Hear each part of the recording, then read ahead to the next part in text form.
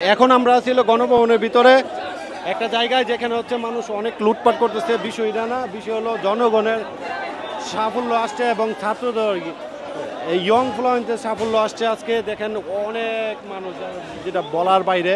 হ্যাঁ, দেখেন আমরা একে একে অনেকের সাথে কথা বলবো। দেখেন আপনারা দেখেন অনেক মানুষ এখান থেকে অনেক লুটপাট করতেছে। লুটপাট বড় বিষয় না, বিষয় হলো এখানে অনেক মানুষ যারা হচ্ছে এতদিন যে হচ্ছে মানুষও হচ্ছে অনেক কষ্টে ছিল, এই কষ্ট বিতা যায় নাই যে আজকে হচ্ছে খুন গুম রাখাজানি কমছে আলহামদুলিল্লাহ। তো আজকে আমরা বড় ভাই থেকে জানিয়ে নেব যে আজকে যে সব সাফল্য আসছে, আপনি কেমন লাগতেছে? আলহামদুলিল্লাহ, আল্লাহ পাকের পক্ষ থেকে এটা ফয়সালা করা কিন্তু ভালো আসছে। আপনি কেমন লাগতেছে? আমি মনে হচ্ছে 17 বছর পরে আর নিঃশ্বাস নিচ্ছি একবারে। আলহামদুলিল্লাহ, আপনারা তো বুঝতে পারছেন যে ওনার বলতে 17 বছর পরে ওনার নিঃশ্বাস নিতে শেখ হাসিনা সরকার আসার পর থেকে কেউ আসলে ভালোভাবে নাই। 100% সত্য কথাটা, 100%। আজকে যে গণভবনে আসছেন, আজকে আপনার কেমন লাগছে? আমি আজকে এত আনন্দিত আমি জীবনে হই নাই গা, এত আনন্দিত জীবনে।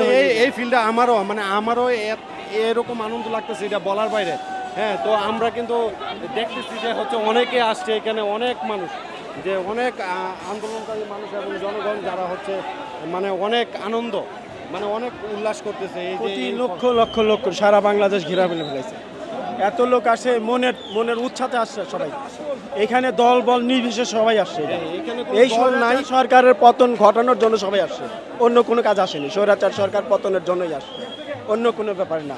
হ্যাঁ, আমরা এখানে কোনো দল বল নির্বিশেষে স্বৈরাচার এবং হচ্ছে যারা স্টুডেন্টদেরকে হত্যা করেছে তাদের বিপক্ষে কোনো এখানে কোনো দল নাই, মত নাই, নির্বিশেষে সবাই এখানে দলমল নির্বিশেষে সবাই আসছে। তবে এই সরকারকে যে জেনেই থাক, যেখানেই থাক, পলাই থাক, আমার ভাই রক্ত বৃথা যেতে দেবো না। প্রত্যেকটা রক্তের হিসাব ওর দিতে হইব, প্রত্যেকটা রক্তের হিসাব। আপনারা তো বুঝতে পারছেন যে প্রত্যেকটা জনগণের একটাই কথা, যে একজনের রক্ত বৃথা দিতে দেবে না। এবং আপনারা যারা যেখানে পলায় আছেন না কেন, আপনার এই রক্তের বিচার দিতে হবে এবং এই রক্তের মাসুল দিতে হবে। ফাঁসি হইতে হবে। কি হতে হবে? হাসিনার ফাঁসি হতে হবে, কারণ এতগুলা ছাত্র জনতা হাসিনা খুন করছে, এই জন্য হাসিনা অবশ্যই ফাঁসি হতে হবে। ফাঁসি ছাড়া অন্য কোনো শাস্তি আর তার অবশ্যই আইনের আওতা নিয়ে আসতে হবে। এত মানুষকে যারা খুন করেছে এবং গুণ করেছে যে আমাদের ভাইয়েরদেরকে, তাদেরকে অবশ্যই আপনারা আইনের আওতা নিয়ে আসতে হবে, যেই সরকারি আসেন না কেন। এবং যদি আর্মি আসে, যেটাই দেশ বোঝা নিক, যেই দেশ বোঝা নিক, স্বচ্ছতা থাকবে।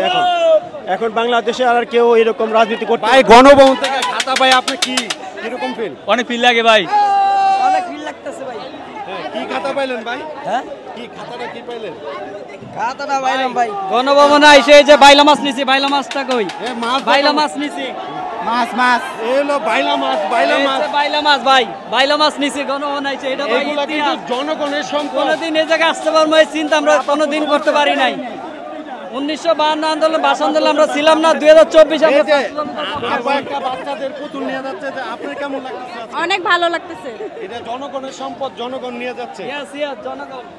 আপনারা তো বুঝতেই পারতেছেন যে মানুষের আসলে কত আনন্দ, যে হচ্ছে একটা শেষ নিঃশ্বাস, মানে একটা পাইছে, আনন্দ পাইছে, মানে এটা বলার বাইরে। বাংলাদেশ কথা বলে জেনে নেবো আজকে আপনি কেমন লাগতেছে আজকে আনন্দ?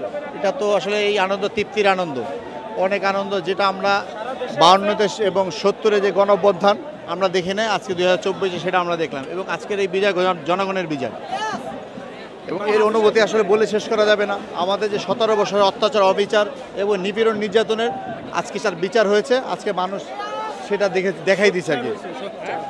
এই যে হচ্ছে গণহত্যা ওনারা চালাইছে যে হচ্ছে ছাত্রদের, আপনি এই বিষয়ে কি বলার? যে ওইটা বিচার, এইটার বিচার হবে কঠোর বিচার। এবং আজকে আওয়ামী লীগ নামক কোনো দল বাংলাদেশে থাকবে না, যার প্রমাণ শেখ হাসিনা ইতিমধ্যে দিয়ে চলে গেছে।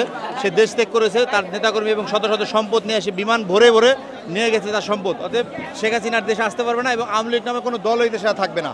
আচ্ছা, কিছু প্রশাসন আছে তো যে হচ্ছে আওয়ামী লীগ নেতৃত্ব, মানে আওয়ামী লীগ কেন্দ্রিক যে নেতৃত্ব আপনি যেটা বলতে যাচ্ছেন সেটা আমি বুঝে ফেলছি। যেমন আপনারা হারুনকে দিয়ে যদি বুঝান, হারুন নামক যে অফিসারগুলো আছে এবং বিপ্লব যে অফিসারগুলো আছে, বর্তমান পুলিশ প্রধান, এদের কোনো অস্তিত্ব থাকবে না এই দেশে। দেখবেন আপনি যে রাত পোহাতে এরাও নাই, বিভিন্ন জায়গায় তারা চলে গেছে অলরেডি।